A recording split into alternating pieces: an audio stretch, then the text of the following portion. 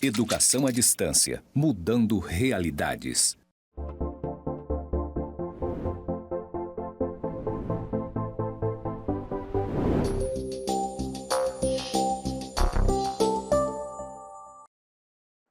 Olá, caro aluno de gestão pública, tudo bem? Espero que sim. Hoje nós vamos para a nossa quarta aula de contabilidade pública. Mas antes, eu quero fazer uma audiodescrição. Eu estou no estúdio de gravação do IFRO Zona Norte. Ao fundo, eu tenho uma parede branca. Do meu lado esquerdo, a escrita em EAD, mudando realidades na cor verde. Eu sou uma mulher de 1,74 m, cabelos castanhos, no momento estão presos. Eu visto uma camiseta listrada, uma calça marrom e sapatos pretos. Vamos lá para a nossa aula, então? Estrutura dos balanços públicos conforme a nossa amiga. Lembra dela? Nas aulas passadas que nós falamos, Lei 4.320 e o MCASP. Lembra o MCASP? Manual de Contabilidade aplicada ao setor público. Vamos lá, então? Vamos lá falar novamente do balanço patrimonial. Tem palavras, como eu já falei para vocês, que vão se repetir. E isso é bom, porque você vai fixar e no momento que você se deparar com o instrumento, você vai lembrar das nossas aulas. E também é um estímulo para a sua pesquisa. É a demonstração contábil que evidencia qualitativamente e quantitativamente, numa determinada data, a situação patrimonial dos órgãos ou entidades públicas.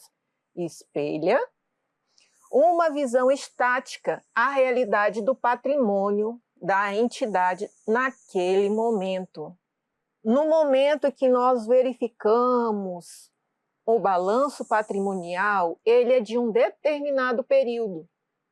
E aquele período, ele vai demonstrar a visão estática, o que tinha naquele momento no patrimônio da unidade. Sua estrutura é apresentada no anexo 14 da Lei 4.320, na forma do artigo 105 da referida lei. O balanço patrimonial demonstrará o ativo financeiro, o ativo permanente e o passivo financeiro. O passivo permanente, o saldo patrimonial e as contas de compensação. Sugiro que vocês façam a pesquisa no Google, colocando a lei.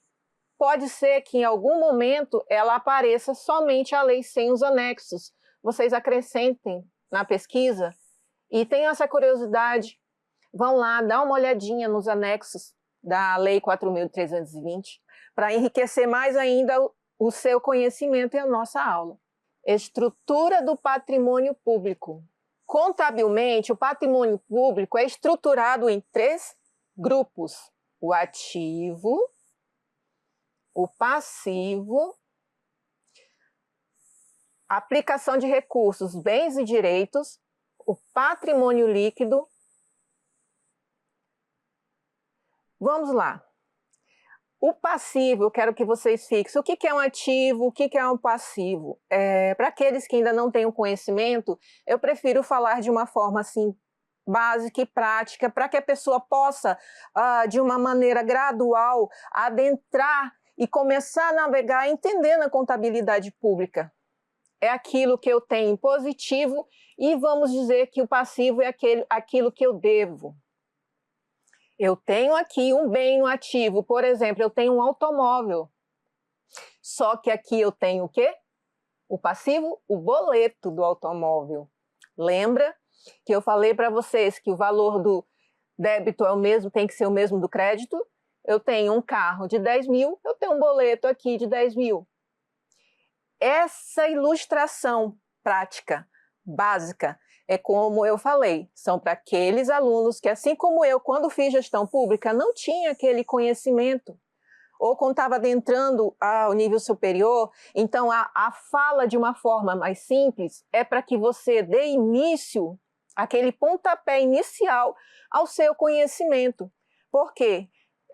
Não tem como eu chegar aqui e passar para você já um balanço de uma forma mais adiantada, detalhada, que talvez fique fadigante e você não vai conhecer as palavras, os termos iniciais. Por isso, dessa forma, eu utilizo essa linguagem mais simples e entendível. Mas fique tranquilo, nas nossas aulas você vai ter oportunidade de perguntar, pesquisar, questionar, falar com o seu professor, mandar dúvidas, e aquele momento no AVA você tem toda essa oportunidade, certo? Vamos lá. Como eu acabei de falar, é importante frisar. Não trago aqui o balanço completo, mas é importante ressaltar sempre um exemplo básico para que você possa ter a compreensão inicial. Vamos aqui dar um exemplo. Ativo circulante. É um subelemento aqui, vamos dizer, do ativo. Quem é um ativo circulante? É aquele que eu executo rapidamente, em até 12 meses. O ativo não circulante, quem é esse senhorzinho aqui? É um ativo realizável a longo prazo. É algo que que vai estar ali no meu ativo, na minha riqueza, no meu patrimônio, por mais de 12 meses. Esse é o critério, é a característica básica do circulante e do não circulante, certo? Os investimentos, os imobilizados, o acumulados intangível. No balanço, depois da somatória de todos, lembrando, estrutura básica. Essa estrutura ela tem ainda um arcabouço imenso, que ela tem umas subdivisões, tá? Mas no final temos o quê? O total. E sempre fazendo a comparação. Lembra que eu falei nas outras aulas? Exercício atual, exercício anterior para comparação e tomadas de decisões, ou auxílio na tomada de decisões. Como também para órgãos de controle, tá? Passivo. Passivo são as obrigações que eu tenho, como eu já falei, a minha dívida, o que eu tenho que pagar, e etc. É aquela parte que ninguém gosta, mas tem, né? Vamos lá. Obrigações trabalhistas, tá? Como circulantes, fornecedores, contas a pagar e demais obrigações a curto prazo, até ali 1 ano, 12 meses. O não circulante. Por exemplo, empréstimos, fornecedores a longo prazo e o total. Assim como o ativo, o passivo, tem o exemplo do atual, do anterior, e ali o seu total. E para cada entrada, uma saída. Lembra que a gente teve aquele conceito, e vocês já tiveram em contabilidade básica, método das partidas dobradas. Patrimônio líquido. Deixa eu só fazer uma ilustração e um conceito básico aqui, tá? Eu gosto do básico para depois o complexo. Ninguém começa do topo de um prédio, a gente sempre começa das fundações. Eu tenho um ativo, eu tenho um passivo e eu vou fazer uma apuração de resultado. Eu vou ver se eu tive lucro ou prejuízo. E é aqui, logo após, que nós vamos verificar essa situação. Vamos lá, então? Patrimônio líquido, patrimônio social e capital social. Na contabilidade básica, são investimento dos sócios, vamos dizer assim. Adiantamento para o futuro, aumento de capital, reserva de capital, ajuste de avaliação patrimonial, reserva de lucros, demais reservas, resultado acumulado, contas em tesouraria. Aí vou somar o meu patrimônio líquido. Balanço orçamentário. Balanço patrimonial, ativo, passivo, minhas riquezas. Balanço orçamentário é aquele que vai prever as receitas. Conforme o artigo 102 da Lei 4.320, o balanço orçamentário demonstrará as receitas e despesas previstas em confronto com as realizadas. A seguir, veremos a estrutura desses balanços, bem como o novo conteúdo e a estrutura estabelecida com as alterações introduzidas no anexo 2 da lei. Olha, ontem a gente viu só a lei. Hoje nós estamos descobrindo o quê? Olha que legal. Os anexos, como falei já anteriormente, vamos pesquisar esses anexos, certo? Balanço orçamentário, a receita. Nós já comentamos inicialmente nas nossas aulas sobre as receitas, o que tem previsto. Eu tenho previsto de arrecadação para o próximo ano R$1 milhão. O que eu vou executar? Será que eu vou conseguir? Eu vou prever uma despesa, desculpa. Será que eu vou conseguir executar? Eu nunca posso executar assim. Olha, é LRF. Eu não posso executar, não tenho como fazer mais do que o previsto, gastar mais do que a minha receita fixada. Se houver uma queda na arrecadação, na previsão, as minhas despesas vão ser ajustadas, vão ser diminuídas. Lembra que eu falei para vocês dos órgãos de controle, de todo aquele arcabouço de entidades, de unidades que trabalham em prol da gestão pública, controlando, fiscalizando, orientando o gestor? Pois bem, então, esse quesito ele é primordial para o gestor, porque ele não pode executar mais do que foi previsto. E isso pode incidir em penalidades e multas ao gestor. Ele vai se complicar se ocasionar isso. Não, isso não ocorre.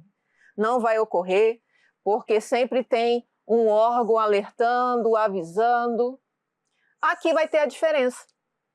Se eu executei mais, ou menos, ou igual. Se eu executei bem menos, eu não tive efetivo, não foi efetivo, eu não fiz o meu trabalho de casa direito.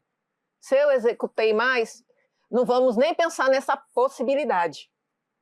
Eu tenho que ter planejamento. Vamos sempre voltar nessa situação, tá? Eu peço licença a vocês nesse item. Licitações e contratos. Isso aqui vai fazer toda a diferença nessa disciplina. Eu tenho uma previsão, eu tenho um orçamento a ser gasto, uma unidade gestora. E ela vai contratar, vai comprar, vai utilizar aquele recurso que veio para ela. Foi ali designado o exemplo que eu já dei anteriormente, 15 milhões. Então, ele vai trabalhar em cima daqueles 15 milhões. E por que eu trago a disciplina de licitações e contratos? Porque vocês já estão cientes que a antiga lei 8.666 de 93 já foi extinta. Hoje trabalhamos com a lei 4.133 de 2021. E nessa lei, em seu artigo 5º e seu artigo 12, existe a previsão do planejamento. Por que existe essa previsão e uma cobrança maior até em relação à antiga lei? Para que ela possa, me permita falar de uma forma um pouco mais simples. A lei de licitação vai ali casar com a lei 4.320, a LRF, para que haja uma harmonia e tudo possa funcionar. Deixa eu usar o exemplo da engrenagem. Uma lei trabalhando em conformidade com a outra.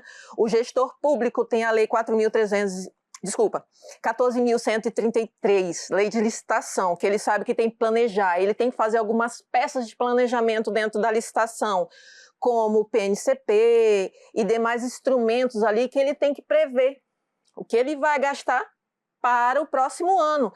Logicamente tem seus ajustes, enfim, mas isso são coisas excepcionais. Então, por que eu trago isso?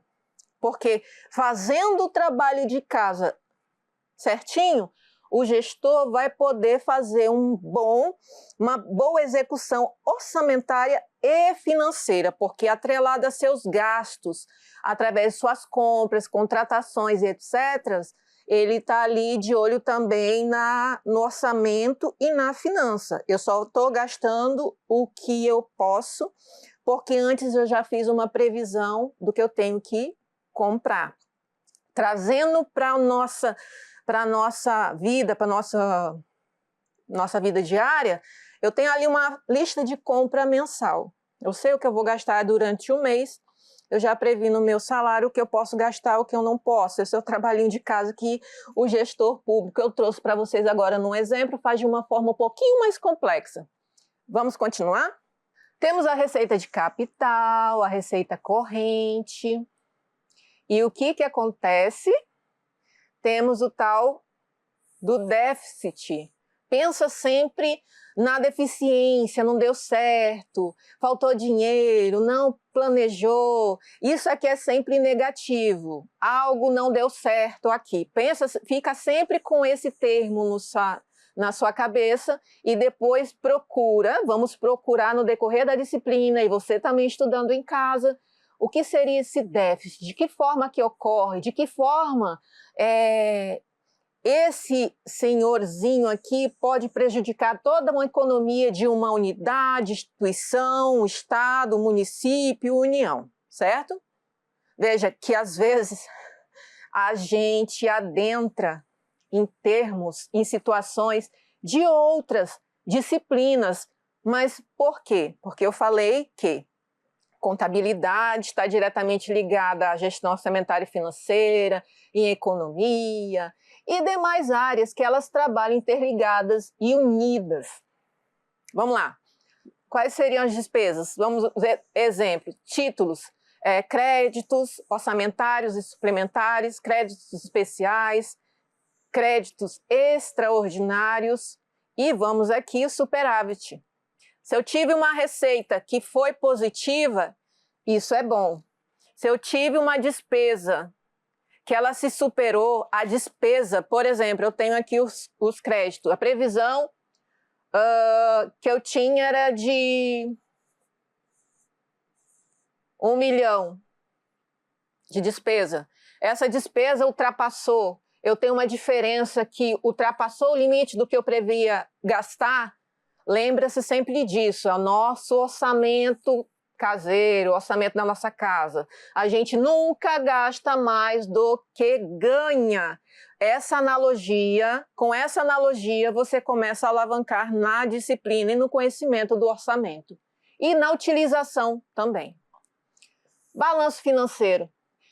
Balanço financeiro é aquele que já vai falar do valor. Eu gosto sempre de citar, porque era um termo para mim bem interessante quando eu iniciei. Confesso que há algum tempo, né? Quando se falava orçamento financeiro, o que é o orçamento, o que é o financeiro diante do empenho? O orçamento é previsão, que você está ali previsto para você gastar. Vamos lá no setor público. O financeiro é quando o recurso já veio, está na conta, você pode utilizar, tá certo? Vamos lá, só para ter uma noção. Segundo o artigo 133 da Lei 4.320, o balanço financeiro demonstrará a receita e a despesa orçamentária, bem como os recebimentos e os pagamentos de natureza extra-orçamentárias, conjugados com saldos em espécie. Olha como ele está falando aqui, ó. Já fala do pagamento, já fala do saldo em espécie, ou seja, o recurso já chegou, está na conta, estamos utilizando. É o valor, vamos usar uma palavra mais simplória, é o dinheiro, é o físico. Vamos continuar a leitura do exercício anterior e os que se transferem para o exercício seguinte. Mais adiante, a gente vai falar dos gastos que ficam para o exercício seguinte, tá? Grave aí. Conforme o anexo 13 da Lei 4.320, ilustra-se a seguir a estrutura do balanço financeiro. Balanço financeiro. Especificações, os ingressos. Especificações. A receita orçamentária, atual, anterior. Qual era a receita que eu tinha o ano passado? 15 milhões, hoje 16 milhões. Transferências financeiras recebidas, transferência entre órgãos, entre unidades gestoras de recursos, recebimentos extra-orçamentários. Lembra aquele que eu dei exemplo para vocês ontem? São aqueles, o extra-orçamentário que não tem previsão no orçamento. São um dinheiro que é um valor que não é do governo, que ele está ali só guardando, vamos dizer assim, aquele valor, e não tem previsão no orçamento. Saldo em espécie do exercício anterior. Saldo em espécie do exercício anterior pode se chamar aquele valor que entrou, que sobrou do ano anterior, ele entra como um superávit. E no final, lembrando que essa estrutura ela vai ser bem mais complexa, e no final nós temos o total. O balanço financeiro, suas especificações, vai mostrar as despesas orçamentárias, transferências financeiras concedidas, aquele valor que, em vez de eu receber de outro órgão, de outra unidade, eu passei para outra unidade. O pagamentos extra-orçamentários, aquele valor que eu estava guardando e já devolvi. Lembra, por mais que não esteja no orçamento, eu presto conta de entrada e de saída. Saldo em espécie para o exercício seguinte e, novamente, o total. Demonstrações das variações patrimoniais. As demonstrações das variações patrimoniais, ela evidenciará as alterações verificadas no patrimônio, resultante ou independentes da execução orçamentária, e indicará o resultado patrimonial do exercício. Entrou algo no meu ativo, saiu do meu passivo. Então, ali a gente tem, lá no balanço patrimonial, quando existe e não é referente ao orçamento, nós temos essas variações patrimoniais. Elas podem ser tanto aumentativas como diminutivas. O resultado patrimonial corresponde à diferença entre o valor total da VPA e o valor total da VPD, apurado nas demonstrações das variações patrimoniais do período, tá? Lembrando da sigla, não vão esquecer. Variação patrimonial aumentativa, variação patrimonial diminutiva, constante no anexo 15 da lei. Tá, aqui eu trago um exemplo das variações, tá? Aumentativas. Impostos, taxas, contribuições de melhorias, contribuições, exploração e vendas de bens, serviços e direitos, variações patrimoniais, aumentativas financeiras, transferências recebidas. As diminutivas também tem o encargo pessoal, benefícios previdenciários, uso de bens, serviços comuns de capital fixo, variações patrimoniais diminutivas financeiras, transferências concedidas, resultado patrimonial do período.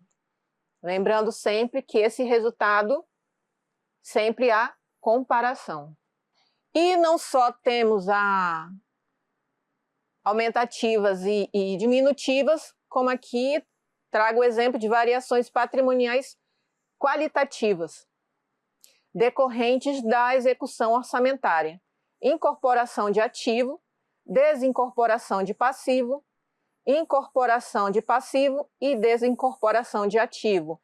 Entrou um e saiu outro, sempre fazendo o método das partidas dobradas. Demonstração do fluxo de caixa.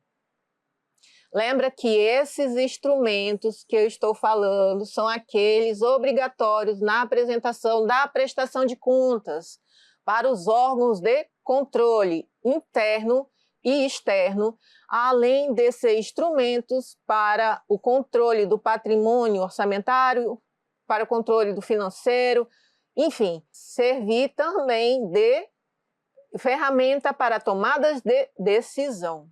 A demonstração do fluxo de caixa apresenta as entradas e saídas de caixas e a classificação em fluxo de caixa em 3 atividades: operacional, de investimento e de financiamento. A demonstração deve ser identificada por as fontes de geração dos fluxos de entrada de caixa, os itens de consumo de caixa durante o período das demonstrações contábeis e o saldo do caixa na data das demonstrações contábeis.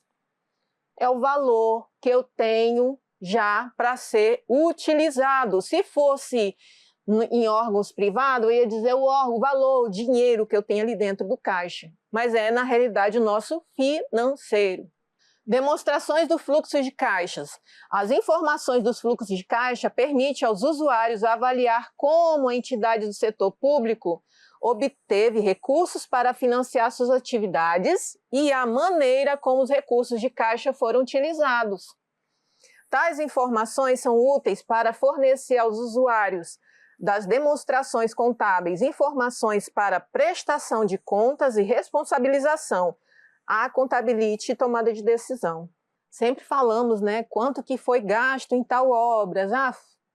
O gestor gastou tantos milhões, tanto isso. Então, é justamente esse quesito que lemos aqui embaixo, que é quanto foi gasto, é aquele quanto foi utilizado do financeiro. O orçamento agora ficou de lado, ficou o livro financeiro, quanto foi gasto, para onde foram os meus recursos. Muitas vezes vemos noticiário de algumas obras em alguns locais estão paradas ou coisa assim.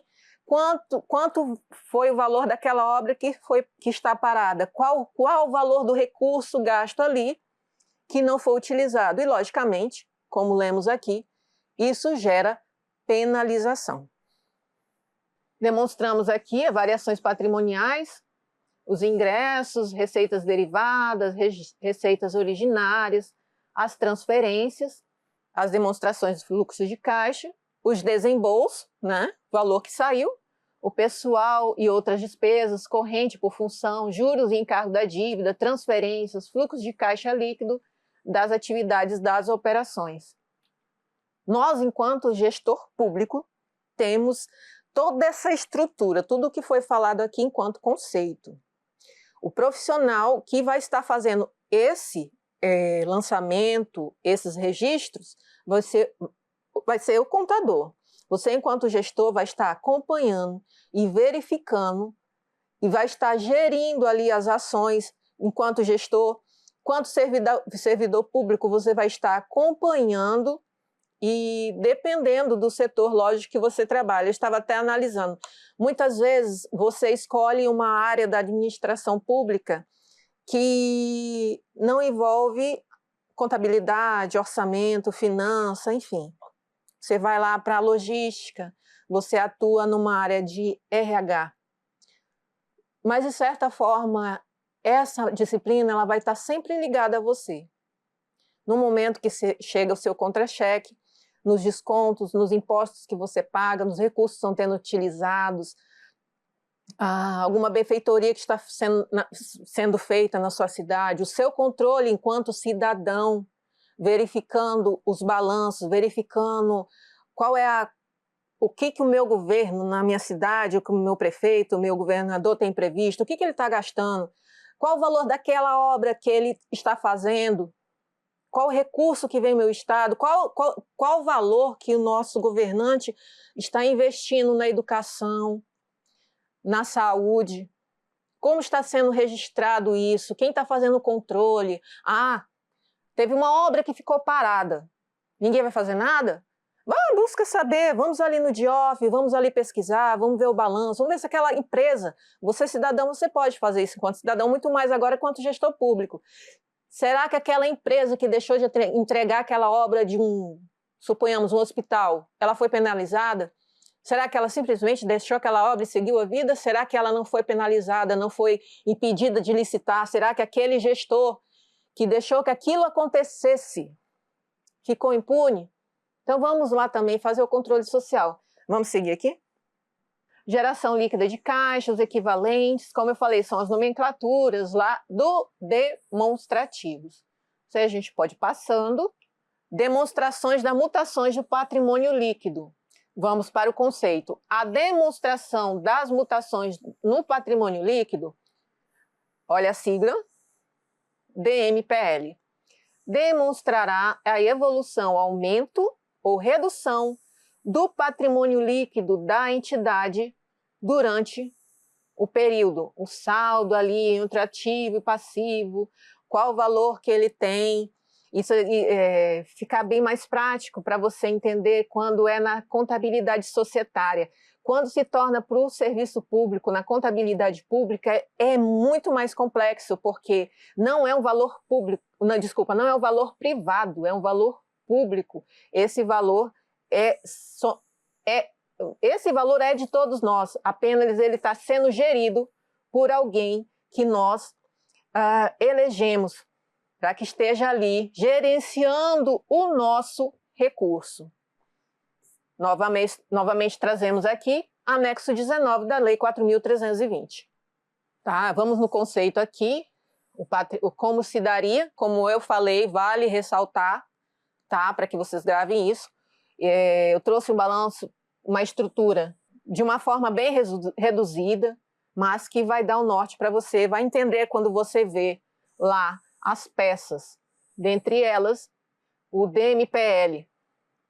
Tem as especificações, uma coluna patrimônio social, capital social, adiantamento para o futuro aumento de capital, e por aí vai. Aqui temos o saldo inicial, exercício anterior, saldo final do exercício anterior, saldo inicial do exercício atual. Então, tem várias subdivisões que o saldo, os registros irão ser registrados nesses campos, tá bom?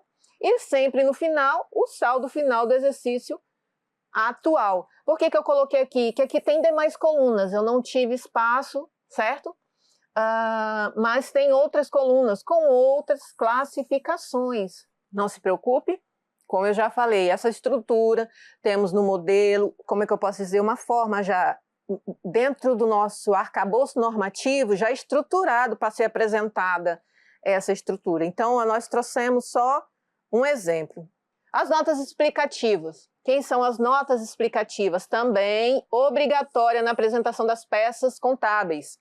Ela evidenciação é um dos objetivos da contabilidade, como forma de oferecer ao usuário informações completas e confiáveis sobre os resultados e a situação financeira e patrimonial das entidades apresentadas nas demonstrações contábeis. As notas explicativas cumprem esse papel devendo apresentar informações claras e ordenadas. Depois das peças contábeis serem apresentadas, temos ali as notas explicativas. Ela vai esclarecer algo que não ficou tão claro ali no balanço, algo que não coube no balanço. Então, ali vem uma complementação para que você entenda, ele vai complementar algo que muitas vezes não pôde ser colocado ali nas peças contábeis e vai esclarecer outras. Por isso, as notas explicativas também são instrumentos necessários e cobrados tanto por órgãos de controles internos quanto externos. Essencial, tá bom? As nossas referências, elas servem também como sugestão, tá bom? De leitura. Então, cara aluno, chegamos agora ao final de mais uma aula. Nos vemos novamente na próxima aula. Não percam!